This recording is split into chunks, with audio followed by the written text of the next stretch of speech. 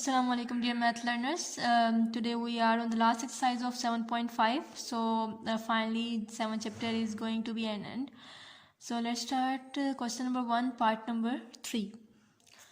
Question number 1 is find geometric means between -2 and -8. Geometric mean.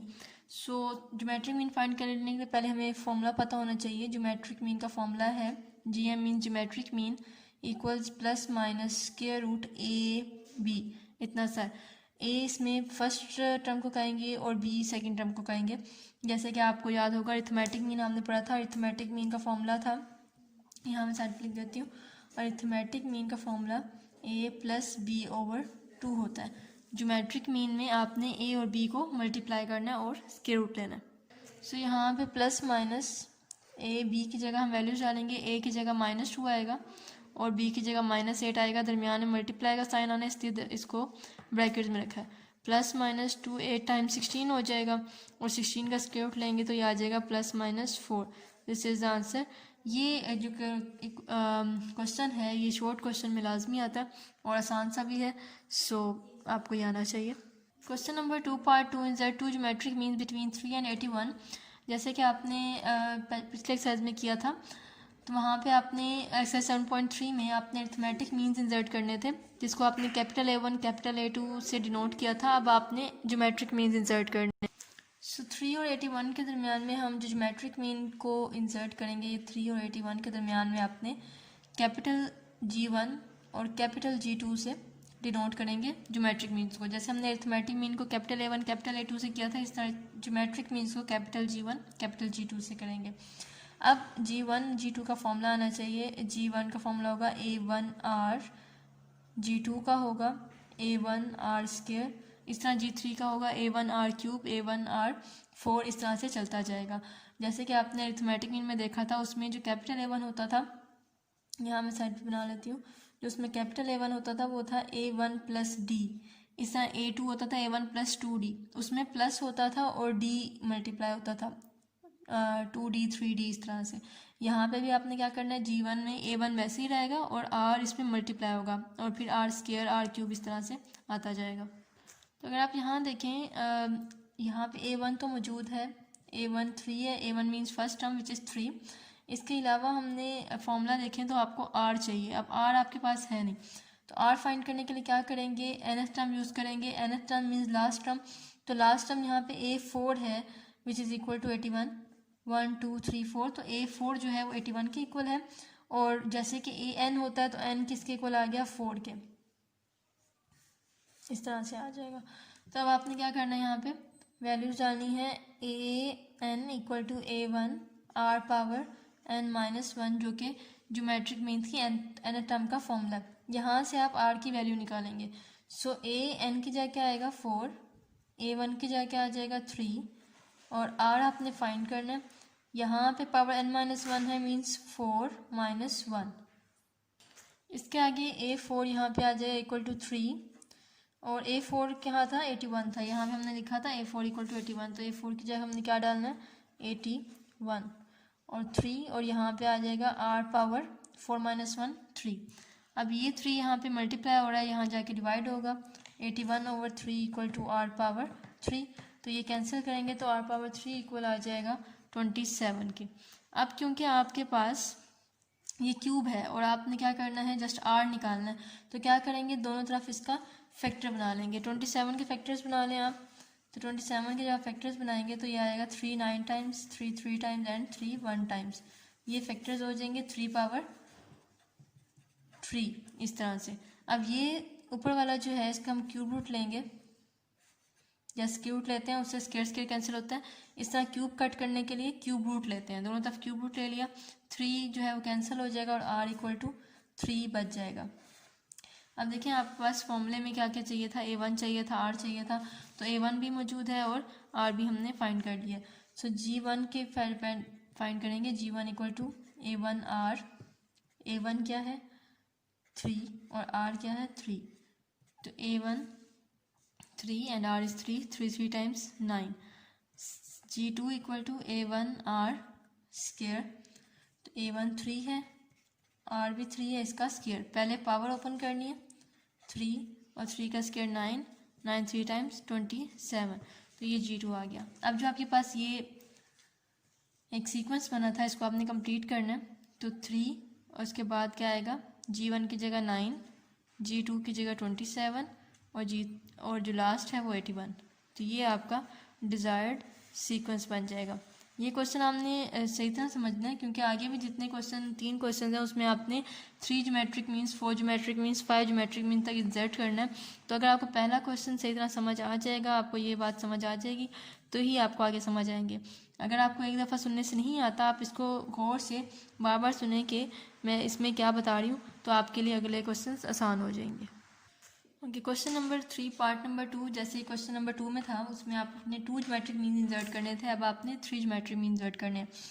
तो इसको हम पहले लिख लेते हैं। 2 और 32 के दरमियान में आपने 3 ज्योमेट्रिक मीन इंसर्ट करने, G1, G2 एंड G3। तो ये पहले फॉर्मूला लिख लेते हैं। G1 का फॉर्मूला A1R है, G2 का A1R स्क्वायर, इस तरह G3 का होगा A1R क्यूब या R3 पावर 3। तो ये फॉर्मूलाज हैं आपके पास जो आपने यूज़ करने। A1 आपके पास ऑटोमेटिकली मौजूद है, फर्स्ट गिवन है।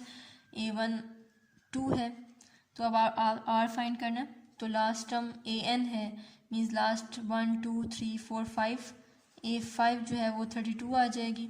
अब क्योंकि A के साथ N मौजूद होता है, तो N की जगह क्या आ जाएगा, 5। तो अब आपने इसमें फॉर्मूला में पुट करना है, AN equal to A1 R power N-1। ये फॉर्मूला एक्सरसाइज 7.4 में आपने यूज़ किया।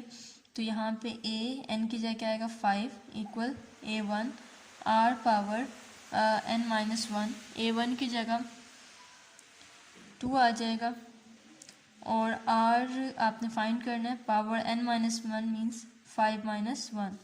सो A5 क्या था, 32। A5 की जगह 32 आ जाएगा, 2 और R पावर 5 - 1 4। ये 32 जो है वो 2 पे डिवाइड हो जाएगा, इक्वल टू R पावर 4। ये कैंसिल आउट होगा, तो R पावर 4 इक्वल टू 16। अब आपने 16 के फैक्टर्स बना लेने हैं। 16 के फैक्टर्स बनाएंगे, 2 8 times, 2 4 times, 2 2 times and 2 1 times. ये क्या आ जाएगा, 2 पावर 4। अब आपने लेना है इसका, जैसे स्क्वायर रूट लेते हैं, क्यूब रूट लेते हैं, यहाँ पे इसका लेना है 4th रूट। जो पावर होगी उसको कैंसिल करने के लिए उतना ही रूट ले लेते हैं। तो 4 4 से कैंसिल हो जाएगा और R इक्वल टू 2 हमारे पास आंसर आ जाएगा। सो A1 और इस R को यूज़ करते हुए आपने वैल्यूज़ निकालनी है। सो G1 इक्वल A1R। A1 यहाँ पे, सो A1 यहाँ पे क्या है, 2 है और R क्या है, 2। दोनों 2 आ गए। ज़रूरी नहीं है दोनों एक जैसे हैं, ये क्वेश्चन पे डिपेंड करता है। G1 इक्वल टू 2 और 2, 2 2 टाइम्स 4 आ जाएगा। अब G2 फाइंड करना है, which is equal to A1R square. इस तरह आप बॉक्स बना लेंगे तो प्रेजेंटेशन अच्छी हो जाएगी। G2 equal to A1R square, 2 × 2 square is 4, 2 4 times 8, so G2 will be 8. G3 equals A1 R cube. A1 is 2, R is 2 power cube, 2 and 2 power cube is 8. 2 power cube means 2 को 3 time multiply करना है आपने। 2 8 2 times 16। G3 equals 16। तो यहाँ पे आपका ये जो सीक्वेंस है इसको दोबारा लिखते हैं। फर्स्ट आपके पास क्या आएगा, 2 और 2 के बाद G1 आएगा। G1 की वैल्यू 4 है, 4 then 8 and 16 and then 32 will be the required sequence. Now in question number 4, insert 4 geometric mean between 3 and 96. Procedure वही रहेगा जैसे पहले आपने 2 क्वेश्चन में यूज़ किया है, और जस्ट आपने 4 geometric मीन्स पुट करने हैं इसमें, तो वैल्यूज़ भी वही रहेंगी, प्रोसीजर सेम है, जस्ट आपने वैल्यूज चेंज करनी है, फॉर्मूलाज सेम रहेंगे। सो A1 इक्वल्स 3। R निकालने के लिए इसको काउंट करें, 1 2 3 4 5 6। तो A6 हमारे पास क्या आ गई, 96। मतलब कि 6 टर्म आपकी 96 है, और A के साथ N होता है यहाँ पे, तो N की जगह क्या आ जाएगा, 6। ये आ गया। अब वैल्यूज़ आपने फाइंड करनी है। A N equal A1 R power N - 1। ये ज्योमेट्रिक प्रोग्रेशन या ज्योमेट्रिक सीक्वेंस का फॉर्मूला है, क्योंकि आपने एक सीक्वेंस ही बनानी है, इसलिए यहाँ पे A6 A1 की जगह 3 आएगा, r power 6 minus 1 3 and A6 is 96, r power 6 minus 1 is 5. So 96 divided by 3 equal to r power 5. r power 5 equals 32. अब आपने 32 के फैक्टर्स बना लेने हैं। 32 के फैक्टर्स बनाएंगे 2 16, 2 8 times, 2 4 times, 2 2 times and 2 1 times. तो ये क्या आ जाएगा 1 2 3 4 5। तो r power 5 equal to 2 power 5। यहाँ पे फिफ्थ रूट ले लेंगे, फिफ्थ रूट तो 5 5 से कैंसिल होगा तो r इक्वल टू 2 आ जाएगा। तो A1 आपके पास आएगा 3 और r क्या आ जाएगा 2। इसको आपने यूज़ करते हुए G1 G2 G3 और G4 की वैल्यू फाइंड करनी है। सो G1 equals A1 r, so A1 is 3 and r is 2। A1 की जगह 3 पुट करेंगे, इसमें वैल्यूज पुट करेंगे तो 3 इंटू 2 टाइम्स 6।